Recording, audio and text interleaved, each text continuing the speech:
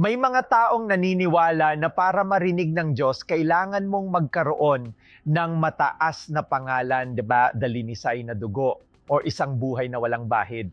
Pero paano kung ang langit ay pumili na makipag-usap sa isa na binabalewala ng mundo? Isang alipin, buntis, tumakas, walang pangalan, walang proteksyon, walang plano, at kahit ganon, siya ay nakita, siya ay narinig. Ang totoo, maraming tao ang nalulunod sa katahimikan kahit nasa masikip na tahanan. Mga taong nagdarasal, umiiyak, pero hindi naniniwalang pinapakinggan pa rin sila ng langit, lalo na kung walang gustong pansinin.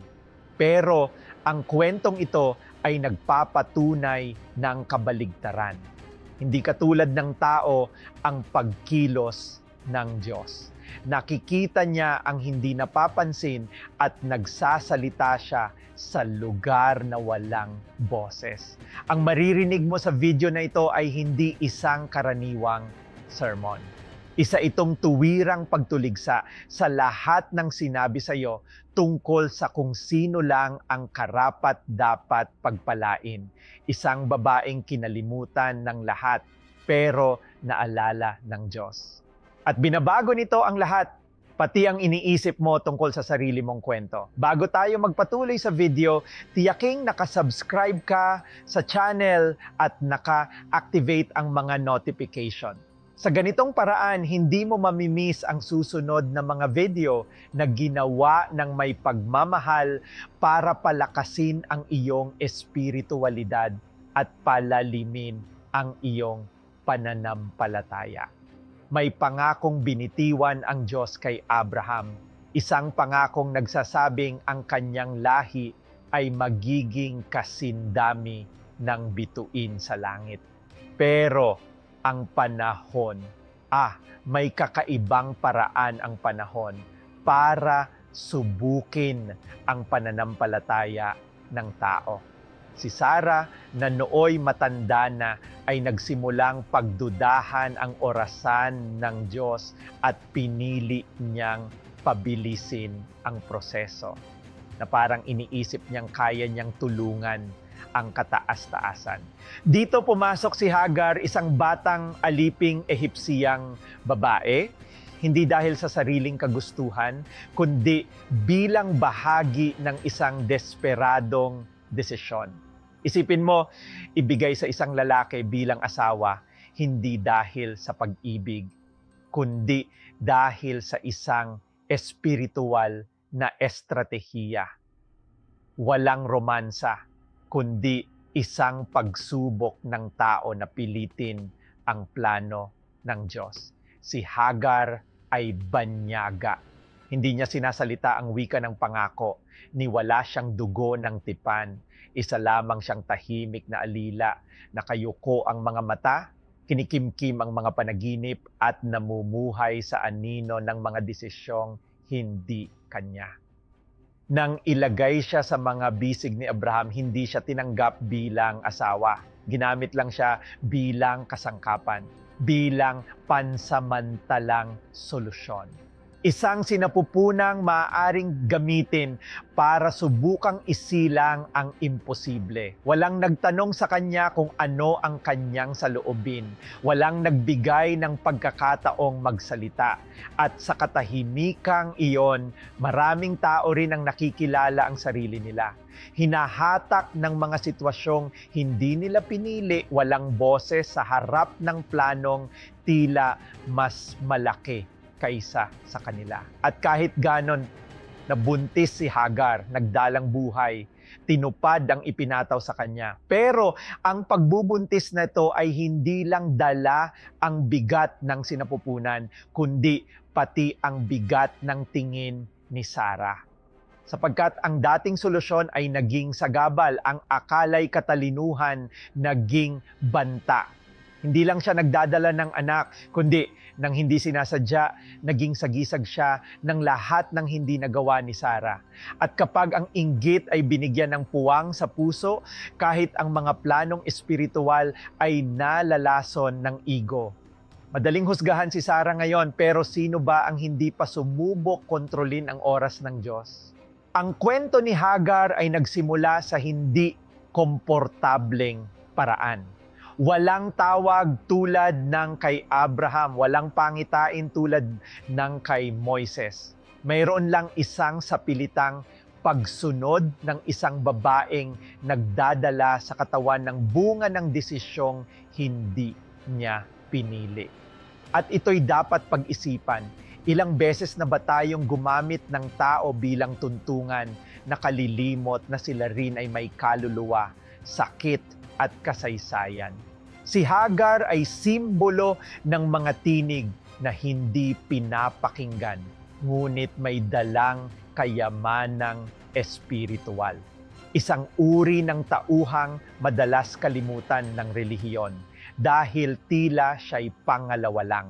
Pero sa unang tingin lang iyon, sapagkat ang Diyos, hindi tulad ng tao, ay hindi tumitingin sa posisyon para masukat ang halaga. Hindi niya kailangan ng entablado para makita ang naghihirap. Habang nakatingin ang marami sa bida, ang Diyos ay yumuyuko sa mga nilalang na walang nakakakita. At kung may bagay na talagang gumugulo sa simula ng kwentong ito, ito'y ang pagkaalam na si Hagar ay ibinigay, ginamit at ibinunyag nang wala siyang kasalanan. Isa siyang biktima ng planong pinagmukhang pananampalataya. At ito ay patuloy pa ring nangyayari ngayon sa ibang anyo, sa ibang pangalan.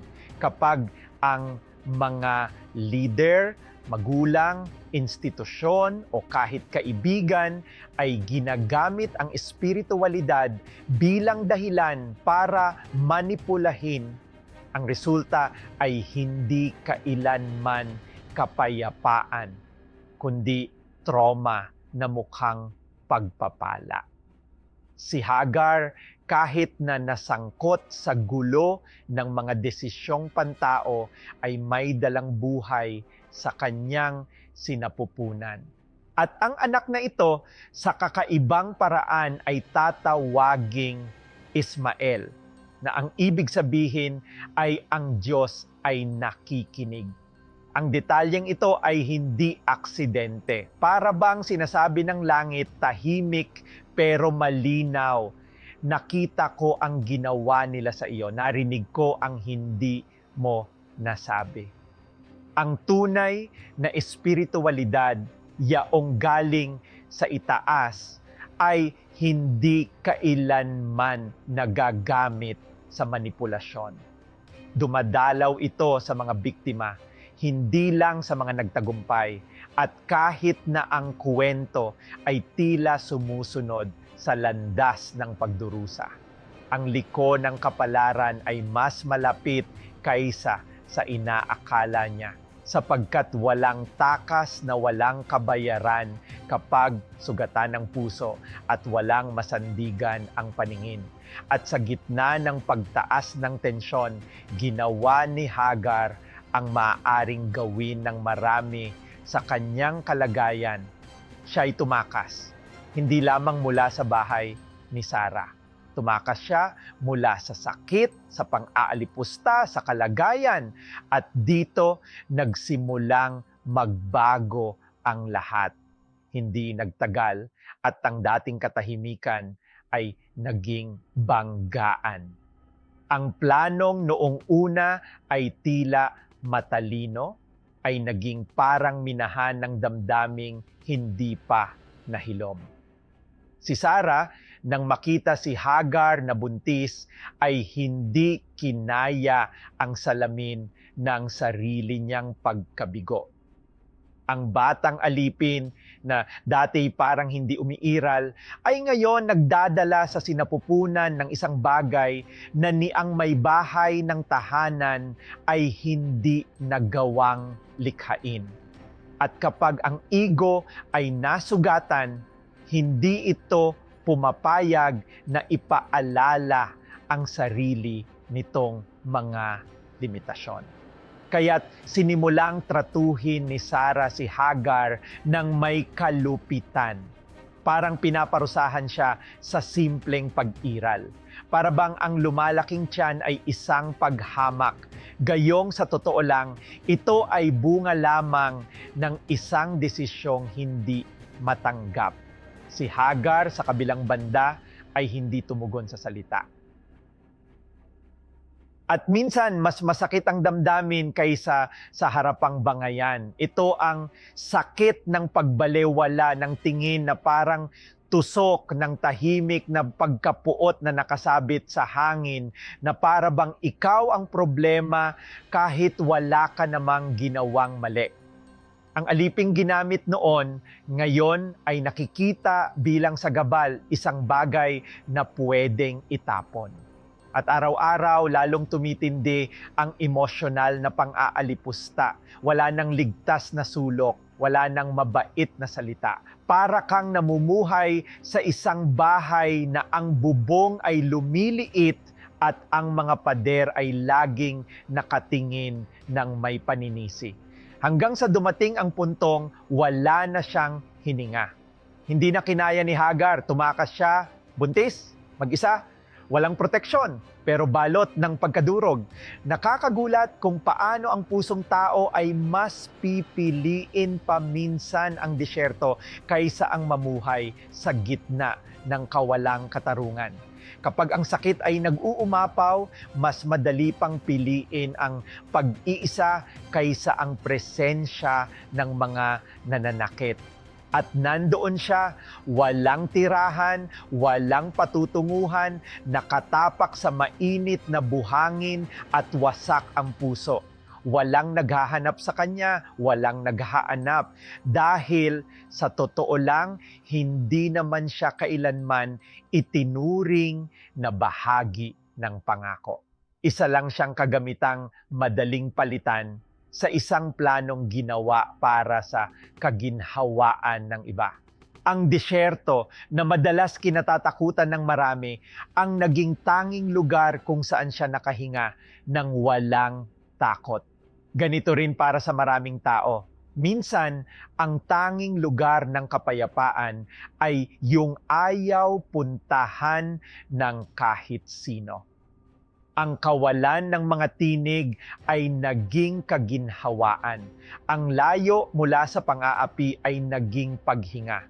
At sa katahimikan ng malawak na disyerto, may isang bagay na hindi naibigay ng alinmang tolda. Kalayaan. Kahit masakit, kahit walang kasiguraduhan. Sa unang pagkakataon, si Hagar ay nag-iisa. Pero hindi na tahimik ang kanyang loob. Sumisigaw ang kanyang kaluluwa kahit walang salita. Ang pagtakas ay hindi laging tanda ng kahinaan. Minsan, ito ay hudyat ng pakikipaglaban para mabuhay. Ilang beses na ba nating tinawag na rebelde ang mga taong umalis nang hindi natin alam kung gaano kabigat ang pasan nila? Tumakas si Hagar dahil walang nakakakita sa kanya.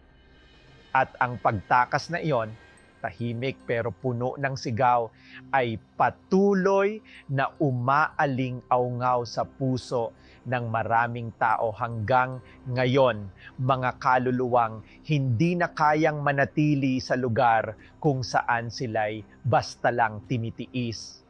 May mga tahanang mas nananakit kaysa nagpapagaling, may mga ugnayang mas umaalipin kaysa nagpapalaya. At may mga katahimikang mas malakas ang sigaw kaysa salita. Lalo na kapag galing ito sa kailaliman ng isang babaeng itinakwil. Sa mata ng tao parang katapusan na. Pero may isang bagay sa disyerto na hindi maabot ng lohika. Isang uri ng pagkikita na hindi naka-schedule, hindi rin inaasahan. Ang hindi alam ni Hagar ay ang kanyang pagtakas ay malapit ng maging isang paghahayag.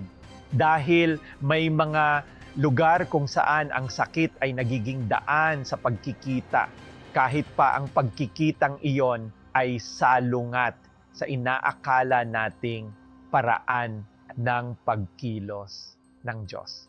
Kung nagugustuhan mo ang nilalamang ito, pindutin ang like sa video. Hindi lang ito sumusuporta sa channel, kundi tumutulong din na maabot ng mensaheng ito ang mas maraming tao. Sa gitna ng kawalan, sa pagod ng mga paa at uhaw ng kaluluwa, huminto si Hagar sa may isang bukal sa disyerto ng Sur. Isa lang siyang babaeng pagod, nakahandusay sa gilid ng pagkalimot. Pero sa mga ganitong hindi inaasahang tagpo, dumarating ang sobrenatural. Siya na hindi bahagi ng banal na lahi ay nakatanggap ng isang karanasang ni ang mga patriarka ay bihirang makamtan. Isang anghel ng Panginoon ang nagpakita sa kanya. Hindi sa panaginip, hindi rin malabo ang anyo, kundi malinaw. At hindi lang basta mensahe, isa itong pag-uusap, isang tunay na pagkikita. May boses, may presensya, at may layunin. Tinawag siya ng anghel sa pangalan na, Hagar, alipin ni Sarai, saan ka nanggaling at saan ka pupunta? Hindi dahil hindi niya alam, kundi dahil nais niyang mapakinggan ni Hagar ang sarili niya. Minsan, ang paggaling ay nagsisimula sa lakas ng loob na sagutin ang mga simpleng tanong gamit ang masakit na katotohanan. At sumagot siya, tumatakas ako mula sa harapan ng aking ginang. Wala nang iba. Isang maikling pangungusap pero mabigat. Isang pag-amin mula sa isang taong hindi na kinaya ang bigat ng sapilitang pagpapasakop. At kahit ganito, hindi siya pinagalitan ng langit, hindi siya sinisi. Sa halip, ibinigay sa kanya ang isang bagay na hindi pa niya natanggap kailanman, ang atensyon ng Diyos. At ang sandaling ito ang nagbago ng lahat. Isang babae na itinuring na mababa, tinanggihan, itinakwil, at ngayon ay kinakausap ng isang sugo ng langit. Ano ang sinasabi nito tungkol sa pagkatao ng Diyos? Na hindi siya nakakulong sa altar ni sa mga titulong panrelihiyon. Lumilitaw siya sa gitna ng tunay na sakit. At sa pagkakataong ito, hindi lang siya nagbigay ng aliw. Nagbigay siya ng direksyon. Dahil ang kaaliwan na walang direksyon ay lumalalim lang ang kawalan ng pag-asa. At ginawa ng anghel ang kinakailangan. Isinugo si Hagar pabalik, pero may dala na siyang bago. Isang salitang buhay, puno ng pangako. Hindi magaan ang mensahe. Bumalik ka sa iyong ginang at magpasakop sa ilalim ng kanyang kamay. Mabigat, hindi ba? Parang malupit sa unang tingin. Pero ang utos na ito ay hindi dumating ng walang kasama. May kasamang pahayag na binago ang takbo ng kwento. Hindi lang ibinabalik si Hagar sa sakit, ibinubunyag ang hinaharap. Sinasabi, may pinapanday kang dakila. Ang anak mo'y magiging matatag, siya'y magiging malaya, siya'y magkakaroon ng pangalan. Ibig sabihin, ang paghihirap ay hindi ang wakas. Dito nagsimulang magbago ang lahat. Ang pagbabalik na tila pagkatalo ay naging paghahanda para sa katuparan. Si Ismael, ang anak na hindi pa isinisilang, ay mayroon ng pagkakakilanlang propetiko. Malaki ang sinasabi nito tungkol sa kahalagahan ng mga taong tinatanggihan ng mundo. Si Hagar ay hindi nakalimutan. Sa kabaligtaran, siya ay nakita, kinilala at isinugo na may layunin. Isang alipin na naging tuwirang tagapakinig ng langit. Hindi ito maliit na bagay. Dapat itong magpaalala sa atin na ang plano ng Diyos ay hindi nakakulong sa tradisyonal na linya ng dugo. Lagi siyang nakakakita ng daan kahit sa gitna ng mga hadlang ng lohika ng tao. At ang bukal kung saan naroon si Hagar ay naging sagisag ng mas malalim na katotohanan, isang lugar kung saan ang banal ay sumasayad sa itinakwil. At sa lugar na yon, sa pagitan ng alikabok at paghahayag, napagtanto ni Hagar na may hindi pangkaraniwang naganap. Ang presensya ng anghel ay hindi lang aliw. Ito'y patunay na ang kanyang kwento ay hindi invisible. Na ang bawat hakbang niya sa disyerto ay hindi walang saysay. At kahit mahirap ang paglalakbay pabalik, hindi na siya babalik na tulad ng dati. Babalik siyang may salitang nakaukit sa kaluluwa, may pangalan para sa anak, at may bagong liwanag sa kanyang mga mata. Dahil kahit gaano kaimposible, ang langit ay nakipag-usap sa kanya. At kapag ang langit ang nagsalita, ang realidad ay nagsisimulang manginig mula sa loob.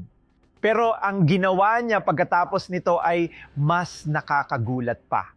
Isang bagay na hindi mauulit ng ganoong lalim sa mahabang panahon. Sa tuyong disyertong iyon na tila walang saksi, may isang bagay pang mas dakila ang nangyari. Si Hagar, isang babaeng walang estado, walang titulo, walang banal na lahing kinikilala. Ang naging unang babae sa Biblia na tumanggap ng tuwirang propesiya tungkol sa kanyang magiging lahi. Wala pang naunang babae ang nakarinig ng ganoong pangako. Hindi si Eva, hindi si Noe, hindi si Sarah. Binasag ng langit ang lahat ng inaasahan. At bakit? Sapagkat ang Diyos ay hindi sumusunod sa estruktura ng tao. Tinitingnan niya ang puso, ang sugat, ang kaluluwa, at nandoon siya harap-harap kay Hagar, buntis, nasaktan, na itinakwil. Pero handang makinig, handang dalhin hindi lang isang anak, kundi isang pangako. Hindi lang siya inaliw ng anghel, idineklara niya, pararamihin ko ang iyong lahi ng labis-labis na hindi mabibilang sa dami. Pansinin mo ito, isang biyaya ng pagdami, ng pamana, ng pagpapatuloy, at higit pa riyan, isang kinabukasan na hindi maunawaan ng lohika. Ang natanggap ni Hagar roon ay isang bihirang pribilehiyo. Hindi lamang ang maging ina, kundi ang maging isang matriarka. At hindi basta matriarka, siya ang unang babae sa kasaysayan na direktang pinangakuan ng Diyos. Ang natanggap niya sa gitna ng disyerto ay mas mahalaga kaysa alinmang papuri mula kay Sarah, mas malaki kaysa sa alinmang pagsang-ayon mula kay Abraham. Hindi hinintay ng Diyos si Hagar sa isang templo. Hindi siya naghahanap ng ritual. Hindi siya nagtanong tungkol sa pinanggalingan. Basta siya'y dumating. At marami itong sinasabi sa mga nakararamdam na parang wala sila sa sagradong ruta. Si Hagar ay wala sa tamang lugar, ngunit nasa tamang oras at may pusong bukas upang makinig. May mga sandali sa buhay kung kailan ang sakit ang siyang bumubukas ng pandinig ng kaluluwa. At doon, sa ganitong kahinaan, itinanim ng langit ang kadakilaan. Sa paningin ng mundo, isa lang siyang aliping tumatakas. Pero sa mata ng Diyos, isa siyang tagapagparami ng mga bansa. At binabago nito ang lahat-lahat. Hindi malabo ang propesiya, tuwirang sinabi ng anghel ang tungkol sa batang lalaki. Ang kanyang pangalan ay tatawaging Ismael, Diyos ay nakikinig. Sinabi rin na siya ay magiging malakas, hindi mapipigil at mamumuhay ng malaya kahit sa gitna ng alitan. Isang malinaw, halos makatang paglalarawan, puno ng babala at pag-asa. Hindi magiging madali ang daan, pero totoo ito. At higit sa lahat, hindi ito isang pagkakamali. Si Ismael ay hindi planong B. Isa siya sa layunin. Kailangan itong ulitin ng malinaw. Hindi lahat ng sakit ay bunga ng pagkamapaghimagsik. Minsan ito'y bukirin kung saan nagtatanim ang Diyos. Malayo sa mata ng mundo. Ang ginawa ng langit kay Hagar ay parang pagguhit ng lihim na mapa sa isang gusot na papel. Hindi binago ng Diyos ang kanyang pinagmulan, ngunit binago niya ang kanyang patutunguhan mula sa pagkaalipin tungo sa pagtanggap ng pangako. Mula sa pagtakwil tungo sa pagkakarinig. Sa mata ng tao, hindi pa siya nagbabago. Pero espiritual, isa na siyang bagong nilalang. At ito'y nagtutulak sa atin na magtanong, ilang beses na kayang dinalaw ng Diyos ang mga tao sa disyerto ng ating paligid habang abala tayo sa paghusga sa kanilang landas. At ang pinakakamangha-mangha, hindi namanhik si Hagar ng pagpapala. Wala siyang hiningi. Siya'y basta natagpuan, nakita ng Diyos, narinig, kinausap kapag ang langit ang siyang nagpasya na makialam, hindi mo kailangang maghandang magsalita. Sapat ng mabuhay, sapat ng nandoon ka, sapat ng bukas ang kaluluwa mo kahit sugatan. At ganyan si Hagar, mahina ang katawan, sugatan ang mga paa, pero handa ang espiritu. At sa sumunod na sandali, ginawa niya ang isang bagay na wala pang nakagagawa noon. Hindi lang siya nakinig, nakaunawa siya. At ito ang nagbago ng lahat. Matapos ang buhay na tinatawag lang siyang alipin, banyaga, tagapagdala ng anak, ngayon ay taglay niya ang isang karanasang walang makaaagaw sa kanya. At sa mismong karanasang ito, may nangyaring wala pang nakagagawa. Si Hagar, ang unang taong nagbigay ng pangalan sa Diyos. Tama ang nabasa mo. Sa unang pagkakataon sa kasulatan, may taong nangahas na bigyan ng bagong pangalan ang kataas-taasan, hindi mula sa aklat, kundi mula sa karanasang personal. El Roy, ang Diyos na nakakakita sa akin, hindi ang Diyos ng iba. Hindi ang Diyos na malayo, kundi ang Diyos na nakita siya. Sa disyerto, buntis, tumakas. Ang pagbibigay ng pangalan sa Diyos ay bagay na bihira, sagrado, halos banal. Dati, lalaki lamang ang tumatanggap ng pagbubunyag ng pangalan ng Diyos. Ngunit ngayon, isang babae na sugatan ng buhay ang hindi lang nakaunawa kung sino ang Diyos, kundi na ipahayag pa ito sa salita. At anong salita? Sapagkat ang makita ng totoo ay isa sa pinakamalalim na pangangailangang pantao. Hindi lang ito basta mapansin. Ito ay ang makita sa kaibuturan, maunawaan kahit walang paliwanag, marating kahit hindi humihingi. At ito mismo ang naramdaman ni Hagar. Ang pangalang El Roy ay hindi lang salita. ito ay naging tahanan. Ang pagbubunyag na ito ay hindi teolohikal. Ito ay panloob. Hindi ito nagmula sa debate o pag-aaral, kundi sa alabok ng buhay, sa pinakailalim ng sakit, sa hangganan ng katawan. Elroy ay ipinanganak sa gitna ng buhangin, walang tagapanood, walang pulpito, walang ritual. At marahil ito ang dahilan kung bakit napakalakas ng pangalang ito. Dahil hindi ito kasya sa formalidad ng relihiyon, kundi tumitibok ito sa dugo ng mga taong itinapon. Si Hagar ay hindi nagsermon. Sinabi lang niya, buhay pa ba ako pagkatapos makita ang nakakakita sa akin? Isang simpleng pangungusap, pero taglay ang pagkagulat ng isang kaluluwang na pagtantong hindi na siya invisible. Ilang tao ngayon ang namumuhay sa paniniwalang nag-iisa sila, na nagdarasal pero hindi naririnig, na walang nagmamalasakit sa nararamdaman nila. Si Hagar ang sagot ng Biblia sa katahimikang iyon.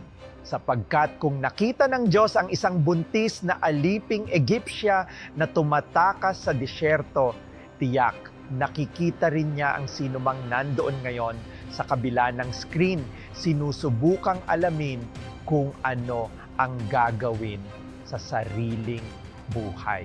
Ang pangalang Elroy ay hindi naiwang nakabaon sa kasaysayan. Patuloy itong umaaling-awngaw tuwing may nakakaramdam na nakalimutan sila. At sa bawat banggit ng pangalang ito, may nagbabago. Ang hindi nakikita, napapansin. Ang itinakwil, tinatabihan. Maging ang lugar ng pagkikita ay binigyan ng pangalan. Tinawag itong Birla Ayroy ang balon ng nabubuhay na nakakakita sa akin. Hindi lang ito geographical, isa itong pananda ng pagkakakilanlan. Simula noon, si Hagar ay hindi na naglalakad ng mag-isa sapagkat kahit bumalik siya sa parehong lugar ng sakit, bumalik siyang may pagkatao, may alaala, may presensya, at nagbabago ito ng pananaw sa pagdurusa. Ang pagkaalam na may Diyos na nakakakita ay hindi agad nag-aalis ng sakit.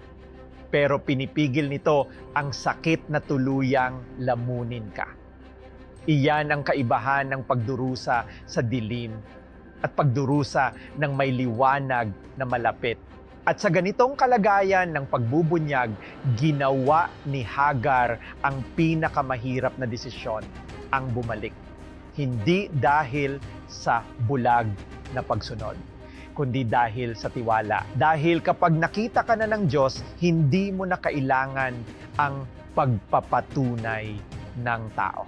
Hindi bumalik si Hagar para muling maging alipin. Bumalik siya na may pangako sa sinapupunan, may pangalan sa mga labi at may tapang sa mga hakbang. At iyan, sa sarili nito, ay isang tahimik na revolusyon. Ngunit ang pinakamahirap na bahagi ay paparating pa lamang. Ang pagbabalik ay hindi laging pag-atras. Minsan, mas kailangan pa ng pananampalataya ang bumalik kaysa ang tumakas.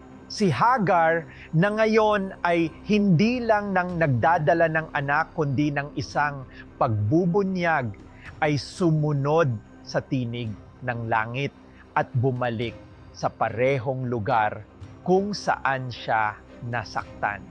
Hindi ito pagiging pasibo. Ito ay katapangan sapagkat ang pagkaalam na ikaw ay nakita ng Diyos ay hindi nangangahulugang magbabago ang mundo, kundi ikaw ang magbabago sa loob. Bumalik siyang iba kahit parang pareho ang lahat sa paligid at ang panloob na pagbabagong iyon ang siyang ginagawang misyon ang dati pasanin. Dahil kapag alam mo kung sino ang nasa likod ng pangako, hindi na kayang patahimikin ng sakit ang layunin mo. Ang pagbabalik kay Sarah ay hindi kahinaan, kundi isang sadyang hakbang mula sa isang taong hindi napakiramdam ay invisible. Bawat tingin ng paghamak ngayon ay may mas kaunting kapangyarihan. Ang bawat panghahamak ay may bagong anyo. Si Hagar ay hindi na lang isang sinapupunang ginamit. Isa na siyang babaeng nakita ng Diyos sa disyerto. At bagamat tila maliit ito sa mata ng iba, ito ang nagbago ng lahat. Hindi katakataka kung bakit maraming tao ngayon, kahit nasasaktan, ay nananatiling matatag. Hindi dahil sa pagtanggap ng sakit, kundi dahil nakatanggap sila ng panloob na paniniwala na hindi kayang alisin ninuman. Mahalagang maunawaan na hindi siya iniligtas ng Diyos mula sa mahirap na kalagayan. Pinalakas niya siya sa loob nito. Minsan, ang himala ay hindi ang pagbabago ng paligid, kundi ang pagbabagong loob. Si Hagar ay nanatiling alipin, oo, pero ngayon, siya rin ay tagapagdala ng isang buhay na salita. Hindi lang siya nagdadala ng bata, kundi ng patotoo. At may aral itong hatid, hindi tayo inililigtas ng Diyos mula sa lahat ng sakit. Pero hindi niya tayo iniiwan sa gitna nito. Ang marunong sumunod kahit masakit ay natutuklasan ang mga landas na hindi alam ng mga naghahanap lang ng ginhawa. Ang pagbabalik ni Hagar ay may kasamang nakakabinging katahimikan. Walang sinabi ang Biblia tungkol sa mainit na pagtanggap ni Sarah. Wala ring pagbabagong ugali agad. Minsan, ang pagbabalik sa realidad ay ganito talaga, ay isang tahimik na pagsunod na ang tanging sandigan ay pananampalataya. Pero alam niya sa kaibuturan na may bagong bagay na nagaganap. Ang lumalaking sinapupunan ay patunay nito. At kahit hindi pa nakikita ng iba, bawat galaw ng sanggol sa kanyang sinapupunan ay paalala na ang salita ng Diyos ay buhay sa loob niya. Literal. Ganyan din madalas ipakita ang mga pangako ngayon, dahan-dahan, tahimik, sa dilim, pero ang may dalang salita ng Diyos ay alam na may tamang oras para sa lahat at hindi laging palakpakan ang hatid ng mga panibagong simula sa loob natin. Kaya't nagpatuloy si Hagar. Bawat araw sa kampo, bawat malamig na tingin, bawat katahimikan ni Sarah, bahagi ang lahat ng proseso.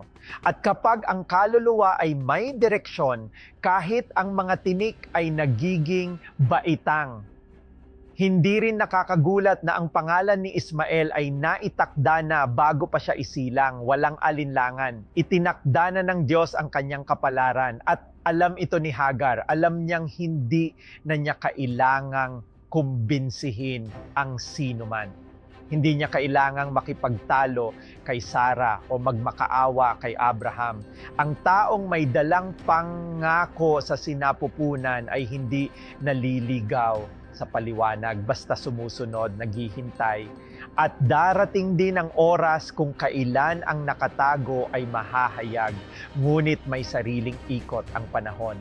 At nang sa wakas ay isinilang ang bata at nagsimulang lumaki, muling nayugyog ang kapaligiran, sapagkat may mga sakit na hindi nawawala.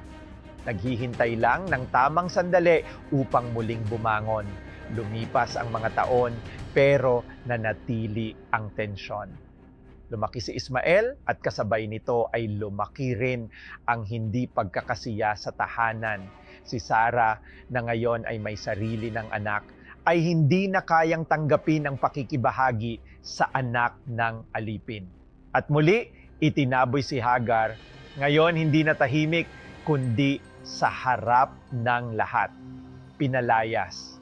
Walang suporta. May dalang munting sisidlan ng tubig, kaunting tinapay, at isang binatilyong anak sa tabi niya.